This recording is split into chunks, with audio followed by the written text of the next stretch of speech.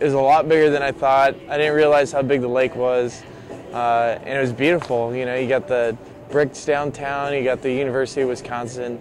It was just great, and the people there were unbelievable. And living out in Sun Prairie was kind of neat because I remember one of the first things was seeing that there was no backyard fences or anything. This was the first real time I got away from my house and lived somewhere else.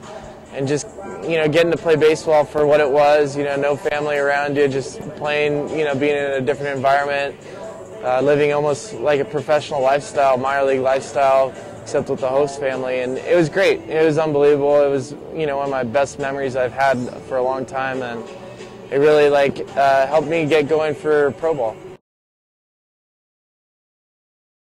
I would say to every guy out there, you know, just keep working. There's going to be tons of speed bumps, but it'll happen when you least expect it.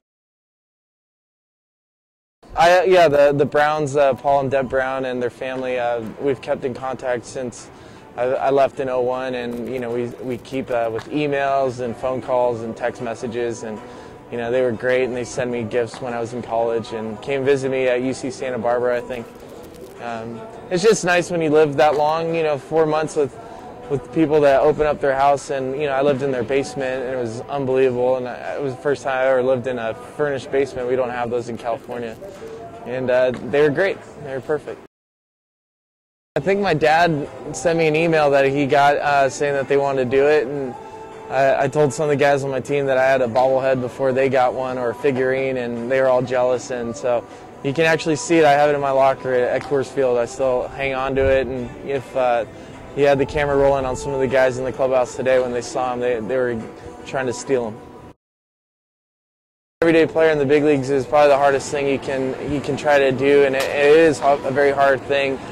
You know, there's a lot of other obstacles besides just playing the game. You know, it's getting opportunities, and sometimes opportunities don't present themselves all the time, and the ones that you do, you have to take full advantage of. And I feel I've done my best in trying to take advantage of all my opportunities that I've gotten.